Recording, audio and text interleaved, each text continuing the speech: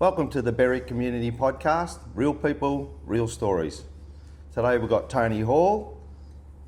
Today's guest, Tony Hall, he lived a full life, venture, hardships, resilience and incredible experience. So welcome, Tony. Thank you, John. Now tell us a little bit about yourself, although before we start there, Tony, third time lucky with this podcast, because I know you've had to scratch 2 times in a row, and third time lucky we've got you here. So you've been in hospital, Tony? Oh, I've been in there for off and on. I've got myself a bit of pneumonia, which didn't go down too well, but we got over that. Yep. So I'm back in business, I hope, and we'll see what happens. And you had kidney stones, did you? I've had kidney stones, of course, yeah. Did a bit of blasting there. Yep. And they shoot the stones out all right? Yeah, no problems, mate. Yeah. Didn't shoot anyone? A little ping here and a ping there, but most of the time... Cat ran out the door? Most of the time there's no dramas. So anyway, it's good that we finally get you here, Tony, but tell us a little about your story. You were born in England and you came to Australia, so... Yeah, born in England in 1944 actually, and my mother died in 1947 when I was 3 years old, and my brother was a year old, and we lived in an apartment, we lived in a tenement house in a village in Yorkshire, and the government decided in its way of looking at things that there were one-parent families and orphanages and people living in these sort of things needed to be placed in different places, because they wanted to call the Empire Scheme, which means they sent people to Canada, New Zealand, Rhodesia, etc. So they came to our place and said, you got only one parent, so you're going, how would you like to send your children to Rhodesia? Okay. So my father said, I don't want them to go to Rhodesia. This is his story, by the way, to me. So I said, right. He said, right. He said, no, I don't want them Rhodesia. He said, what about Australia? He said, I don't really want to send them anywhere. Okay. But he said, well, if you don't sign the papers to send them to Australia, they're going anyway. Oh, okay. Which is true. And so we left there in 1950, England in 1950. Yeah.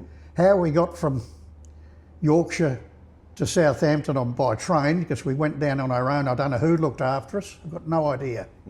And somebody looked after us to get from London to Southampton. I still have no idea. So we caught the boat, came to Australia, landed in Melbourne, December 1950, and I went to St John's Boys Home in Canterbury with Philip. Okay.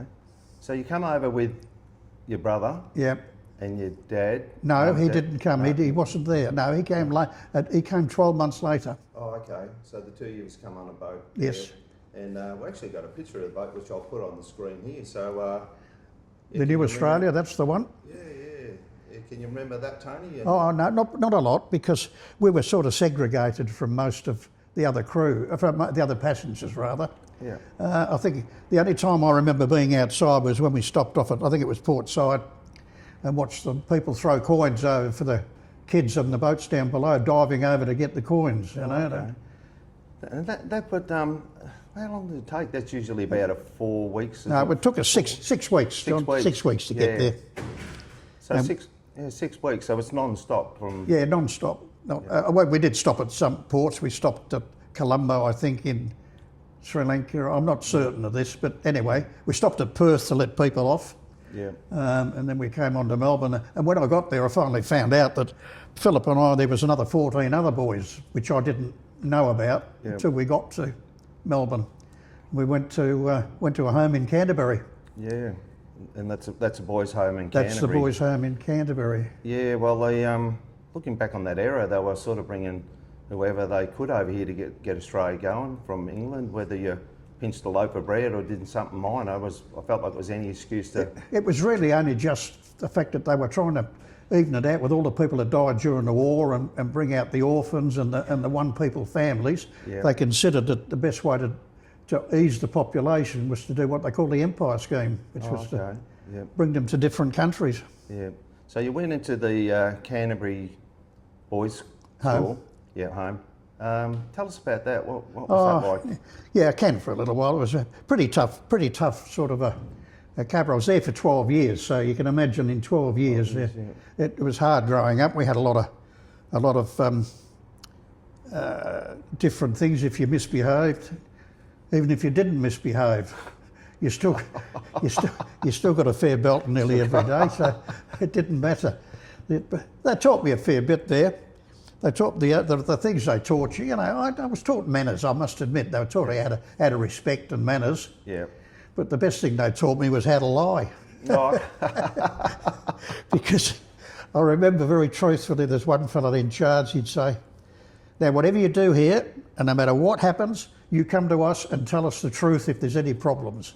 I don't like the word truth. There's too many connotations in that. So, but that's what they said. Come and tell us. So when you'd go back, you'd go and say, "Now listen, Mr. So-and-so, Mr. Brown or Mr. Green, or something so happened and this happened and that happened." And he'd look straight in the eye and he'd say, "You're telling lies." He said, "Because that doesn't happen here. Nobody does that. It's all done." So basically it was easier to tell lies and get a belt and then tell the truth and get 2 beltings. So Taught you to tell lies, Tony. so maybe I'm telling that now. No, I'm not. But that's the basics of it. It was very hard to comprehend, but it had its good moments. There were times when things weren't too bad. Yeah. Did they teach you maths and English and? No, we went to school. Oh, okay. We actually went out to school. Oh, okay. Yeah. In fact, the first year I was there, I went to state school at Baldwin. Well, yeah. And I was only there a couple of months and it burnt down, so I think they blamed us from the boys' home for burning it down. But we're only kids, but we didn't. But anyway, so I spent the next 3 or 4 months back at the home until they... and by the way, somebody was teaching us there bits and pieces, you know. Okay. I was just thinking, any excuse to get out of school. Any excuse, and we're only kids, of course. Burn it down. Oh, but that wasn't you, Tony. No one knows. But it was a funny thing that it not just long after we're there. But see, I went to Baldwin State and I did pretty well at state school, and then I went to Box Hill Tech School. Yeah. Which probably was a mistake on their part as well as mine, because I really wasn't technically minded. I was the opposite way. I should have gone to high school rather than tech school, even though I passed. But I will tell you one thing: I was such a good man at woodwork that the first thing they did when I got there at woodwork, I started off, they'd say, "The first thing we'll do is something easy. We'll teach you how to make a pencil case." Oh, yeah. Well, my claim to fame was, by the time the first term was over, I'd made the lid. I think we all made pencil cases back then. Yeah, but I made the lid, so there was nothing else I could. That's all I made. So there was been a good lid, was it? Yeah, it was just, I haven't mucked that up. But anyway, so he said, "I don't think you should be at woodwork." Yeah. But I did very well at English and social studies and things like that. So, and then I passed in 4th form. I got my intermediate certificate. But the home itself was, we had good times. They weren't always bad. Yeah. But if you didn't muck about, that certainly was tough. They didn't mind giving you a bit of a whack here and there. Yeah. Or I think that the belting wasn't too bad. You get a belt with a strap or something, that wasn't bad. We get used to that. That didn't worry us. It was lack of privileges. If there was any privileges going on, and you couldn't do it because of something you played up, that hurt worse than getting a strap. Oh yeah. So I'll tell you what, just quietly. While we were there, we used to go to a camp at Frankston each year. Brighton Grammar used to take the boys down and give them a week at Frankston camp. There was a holiday camp down at Frankston. So we all used to go down. One year, the MG Club of Victoria took us down in their MGs. Oh, okay. And when it came to me, there was no MG left to take me down. So I said, "Well, how am I going to get down there?" Because they could have driven me down if they'd wanted, but they said, "No, we'll find you something to do here." So while the others were enjoying themselves, I was under the house digging holes to store things for a week. So it proves whether you told the truth or lies. It didn't matter. You still got to do it anyway. And so everyone went to Frankston in the MG, and you were digging holes. But we had one good time. We had, I think it was might have been 56 Australian Grand Prix was at Albert Park, and the MG Club took us into Albert Park for the day, which was good of them. Oh, beautiful. And some of us had a ride, and I managed to get a ride round in an MG with Sterling Moss Oh, blimey. around Albert Park. Yeah. So Jeez, that would have been amazing. yeah, so back in those days, so I had a bit to brag about. Yeah.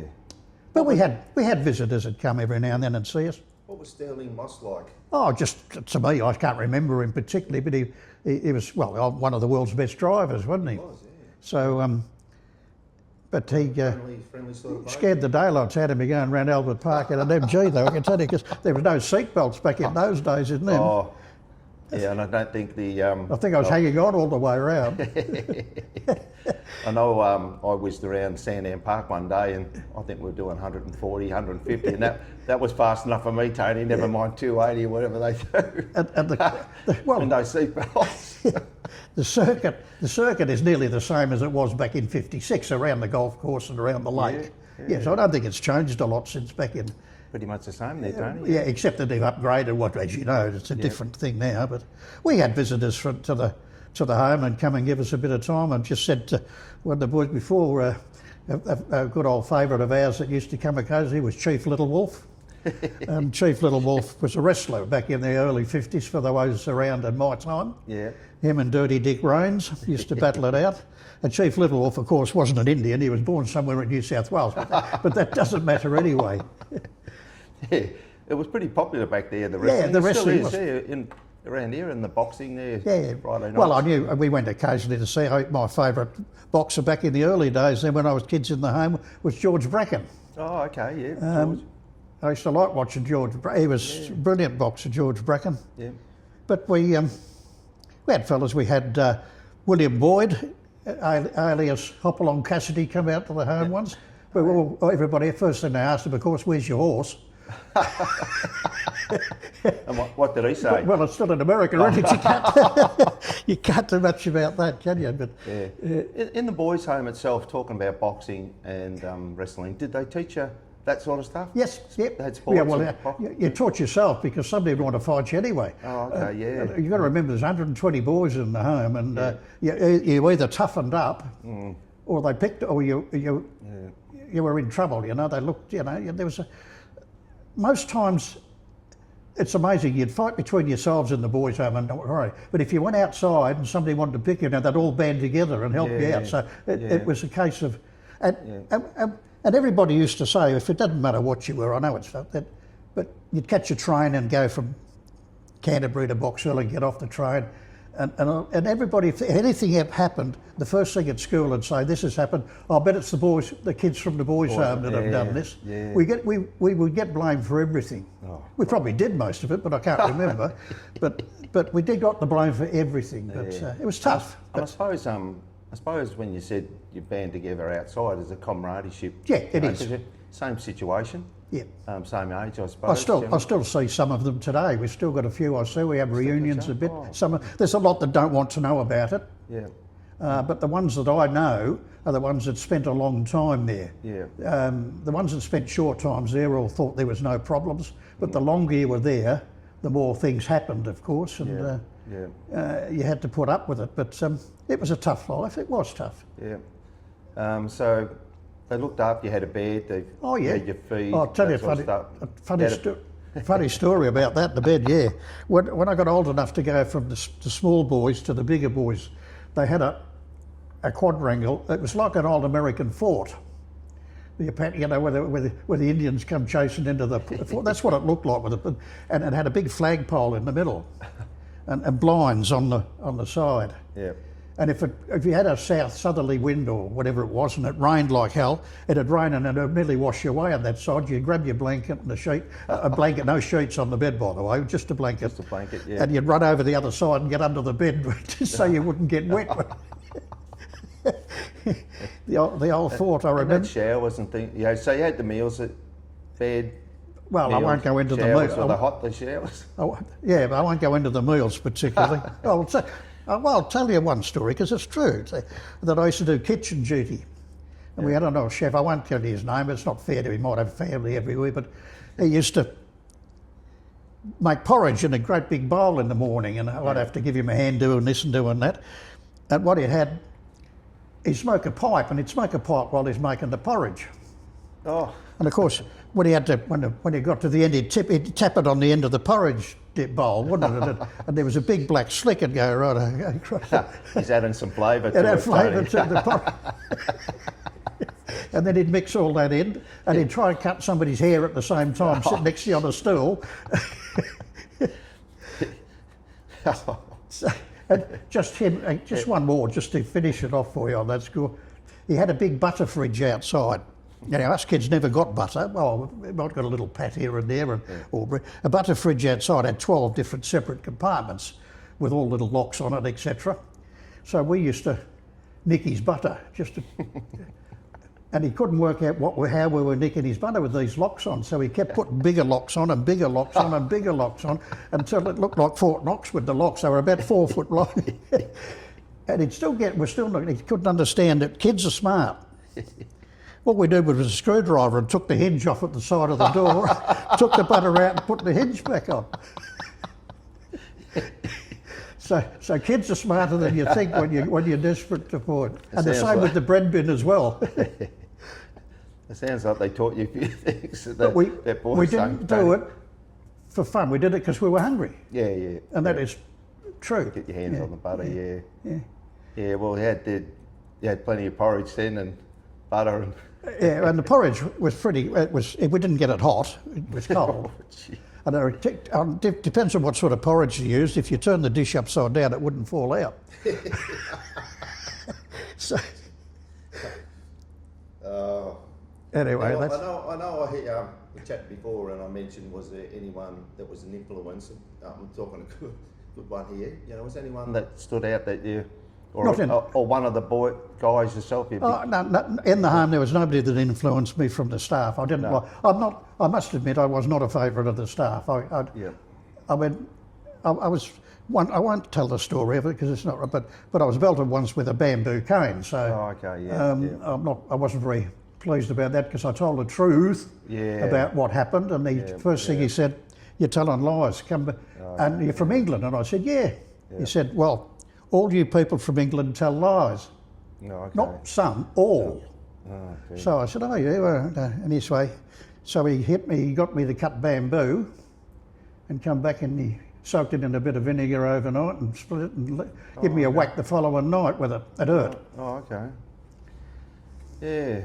But that was only once. I must admit it was once odd. But I had no great time for the staff. No. A couple of the ladies were all right. Yeah. Yeah. You were there 12 years. Yep. Tell us about how you came out of the boys' home. Yep. And what happened there in your first job? I was told you were leaving the boys' home because you were starting work at the... Oh, well, I'll tell you, as I said before, I wanted to be a radio announcer when I was about to leave. So I did a couple of weeks with 3AW in Latrobe Street with Norman Banks and Michael Williamson were in there. And they said they'd give me a trial, which they did. They said, we'll try and get you an apprenticeship. Yep. And said, we'll get you boarded at North Melbourne and you walk up Latrobe Street to the thing. So I took the letter back to the home and gave it to the bloke in charge, and he looked at it, read it, looked at me and ripped it up. He said, "Oh, it broke my heart. They really did, it broke my heart." But he said, "You're not doing that." I said, "Oh, why?" I was damn near in tears. Because, by the way, I haven't cried since I was 7 years old, so that's how tough you get when you live in those places. But he said, "You're not doing that. You're starting work at the ANZ Bank at Box Hill on the 2nd of January next year." Oh, okay. So that's... Yeah. So I went to ANZ Bank. Yeah. And the first thing the accountant did when he saw me coming through the door, he said he didn't know who I was or whatever. He said, "Who are you?" I said, "I've been told to come here and start work." He looked me up and down, he put me inside and he said, "Have a look what they've sent us here." Because I wasn't brand new, there's second-hand suits and all that, nothing brand new by any means. I certainly didn't look as good as the others, but anyway. Yeah, I saw a few photos there before with a few of the suits that you had on, Tony, and So I set him on his bum after 2 years anyway. That was enough for me. So I thought I'd get the sack, but I didn't. They just transferred me. Yeah. But I mean, it was tough. Back in those early days, they treated people from homes in a different manner than the normal people, and it was hard work getting through to it. Yeah.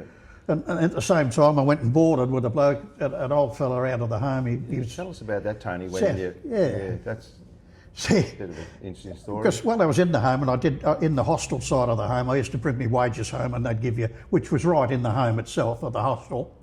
They'd take their rent out and give you. I think I had 7 and 6 a week left for me, and I earned £5 7 and 6 was my first wage. Yeah. And I had 7 and 6 left over, I think, by the time to spend. Yeah. Anyway, I get boarding at this fella's place, and I thought, geez, I'm free at last. I can do what I like. Yeah.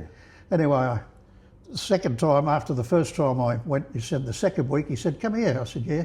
I'm only boarding with him, by the way, because a mate of mine was there. It's the only reason I went there. He said, you opened your pay packet? I said, yes, it's mine.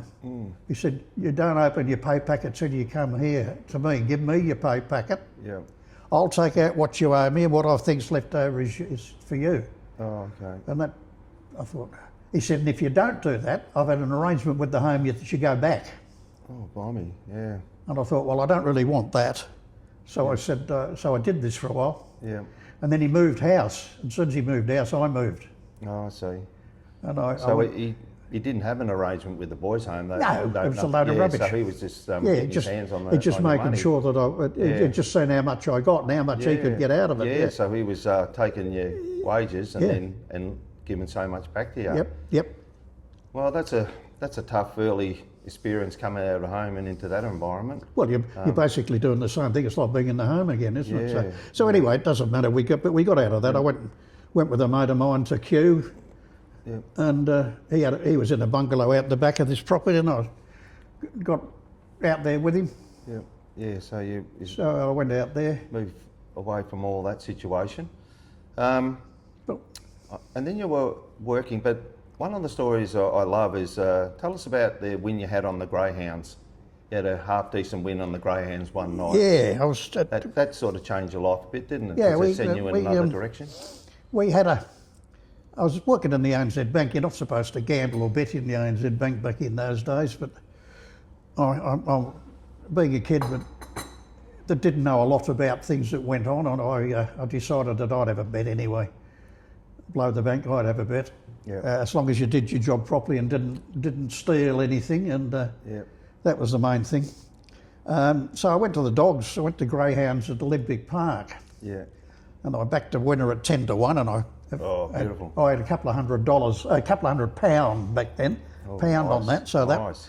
that got me out of, gave me a lot of money. And then there was the following race was a handicap hurdle race at Olympic Park, and there was a dog in it called Monkey Strap. That sounds like a dog you would back. Monkey Strap, it is. I couldn't help myself. I said, this thing's going to win tonight. 33-1, if you don't mind. It had the front box. It started handicap, so it had the front box, and off it went. And I couldn't even watch it. I went to the toilet till the race was over. It had me Oh, yeah. And anyway, it comes out and it's won. Gee. Well, I've had £200 on that.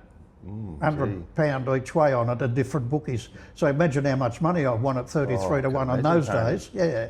So did you like the name? Oh, or yeah, loved it. Just a monkey strap. Yeah, well, I loved it. That's something I would back, Tony. But so you had a decent win, and that sort of changed the direction for you.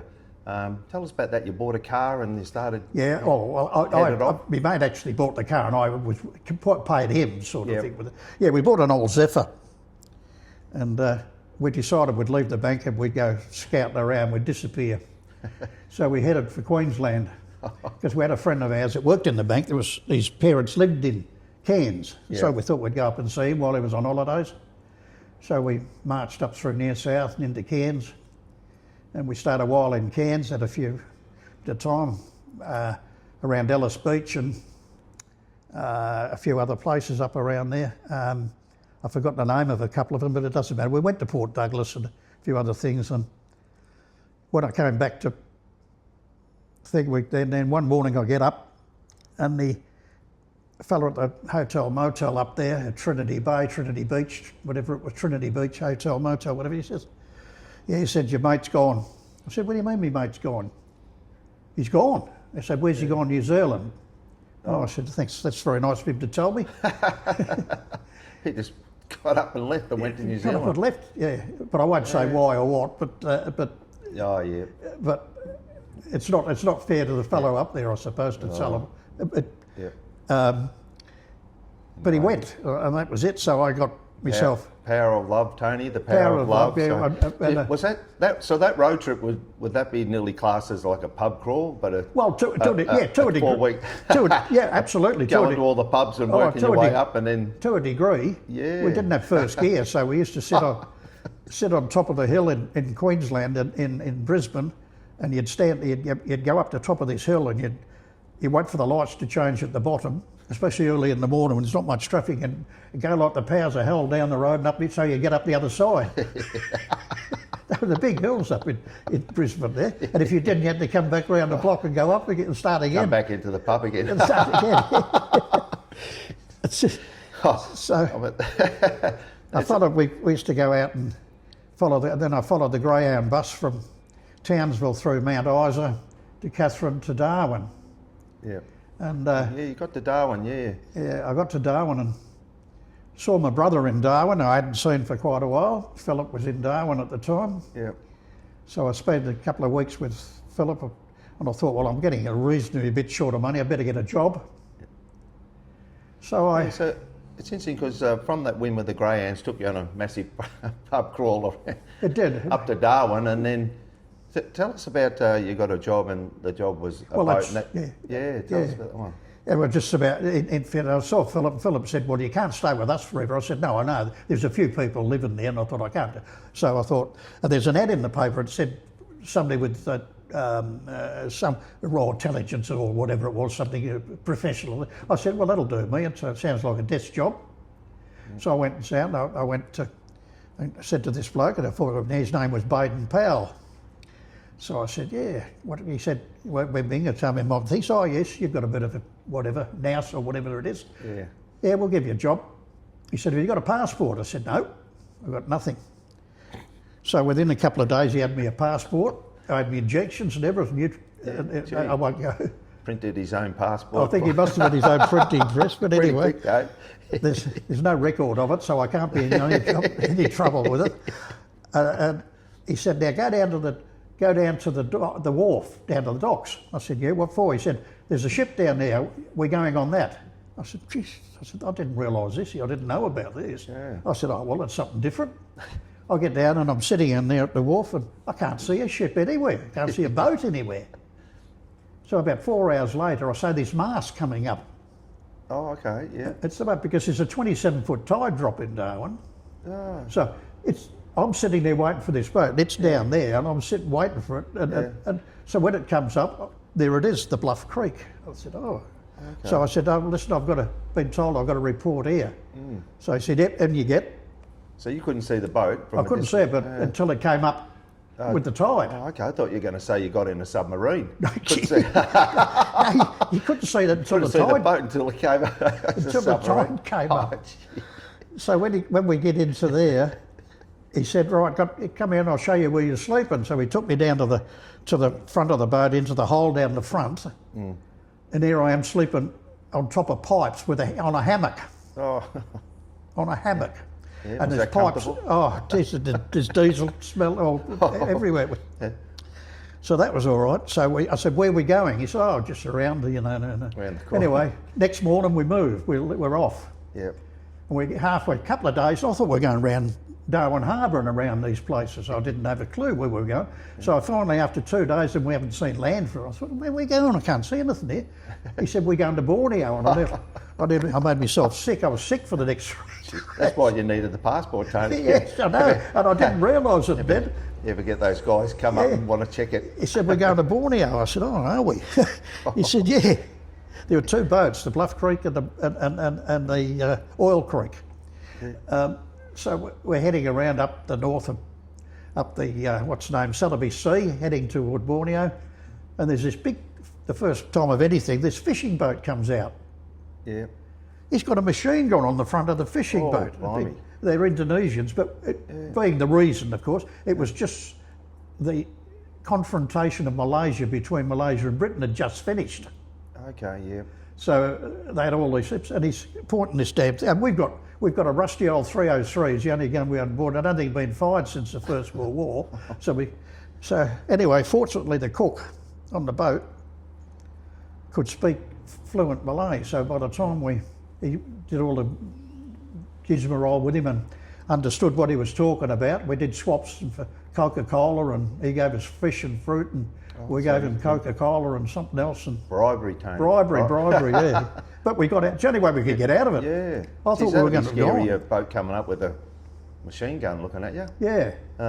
Because it was around there that there was a war going on. That's right. What they call the confrontation of Malaysia is between Britain and Great Britain and Indonesia or someone like that. But anyway, that had just finished before we went up. Yeah, because you were doing mid-60s.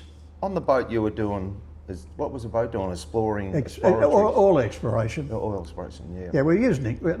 It's so funny, isn't it? I was a bank clerk when I left Australia, and I was a powder monkey when I got to Indonesia, using explosives. Yeah. So did you say that you could hear the planes flying over?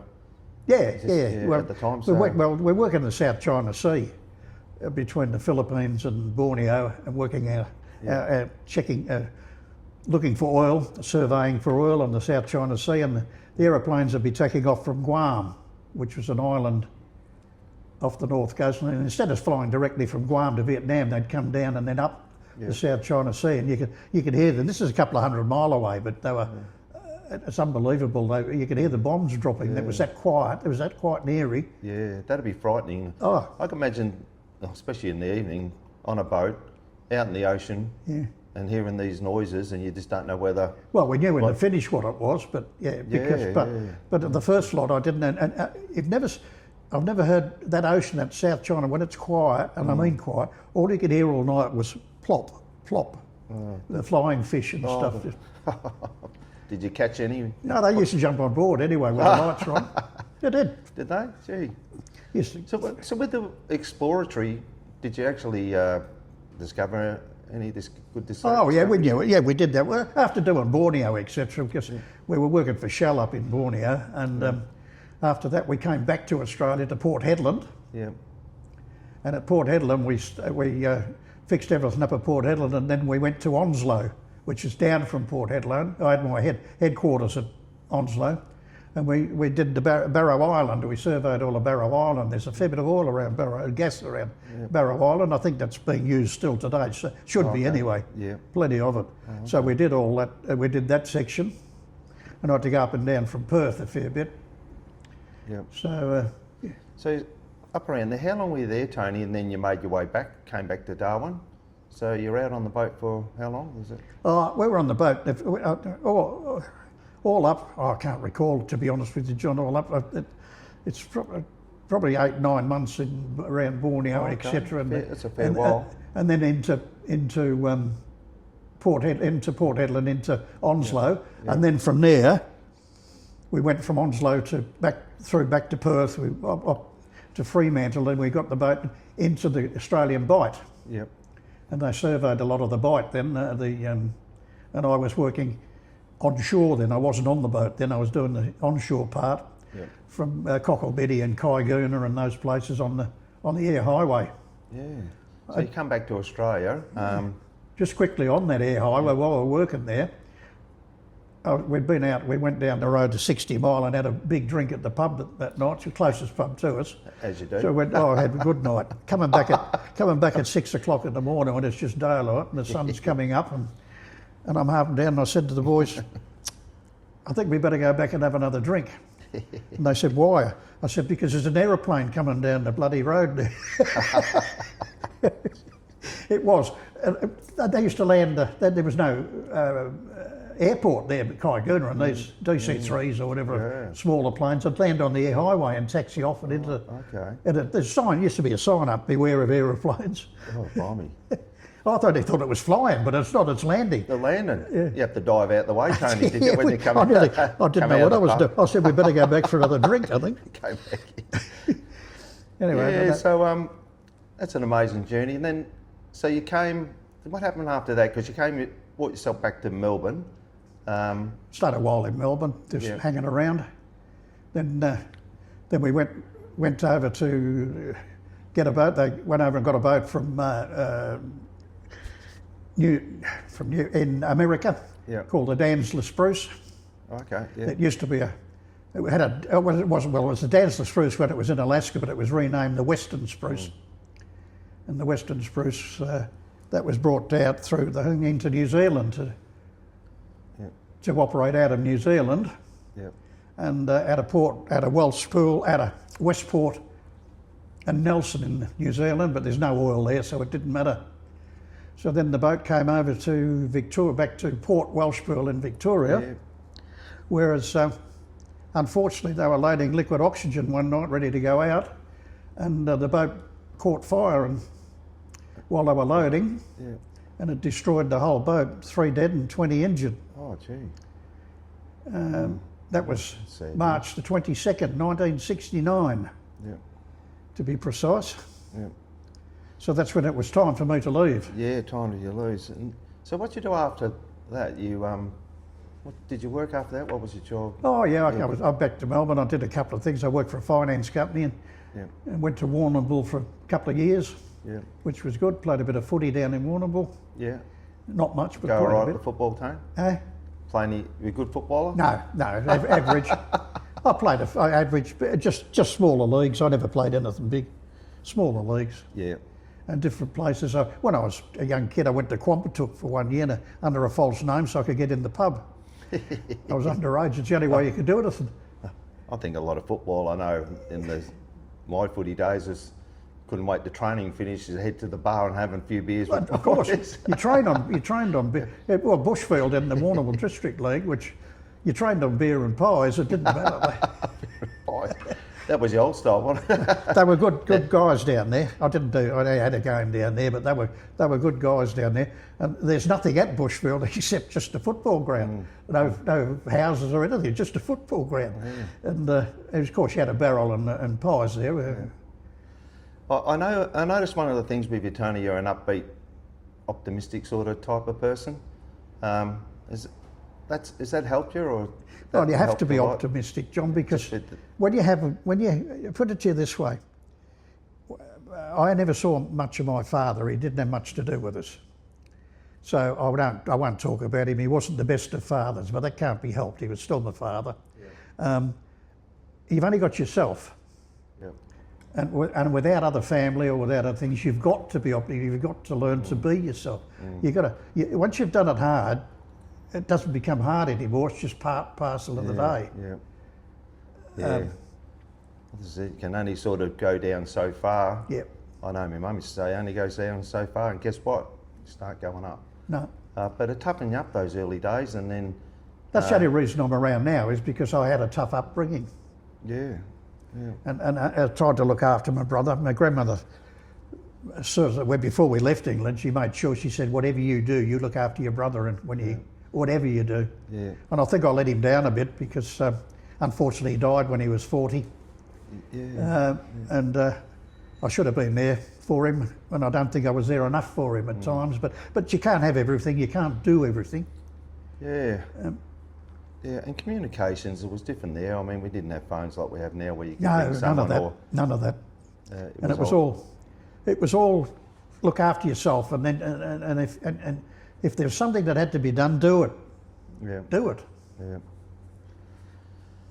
And I come back to Melbourne, and I sold caravans for quite a few years. Yeah. In Dandenong, and I lived in Dandenong for 30 odd years. Yeah, you had Dandenong, and then Come up to Berwick 6 years ago. yeah. So And it's you walk to Berwick every morning, don't you? I do a that walk keeps you in and fit? out of Berwick. Keeps me going. Yeah. Keeps the legs moving. Yeah. And I've given up the evil drink. Oh, well, not all of it, but I have an odd one, but there's not much. so you're not drinking, and No, I don't smoke. I smoked but as a kid I smoked. I remember started smoking when I was 12, which is the worst thing I did. But I gave that up when I turned 60. And 60, yeah. How old are you now? You just turned 80. 82. 82.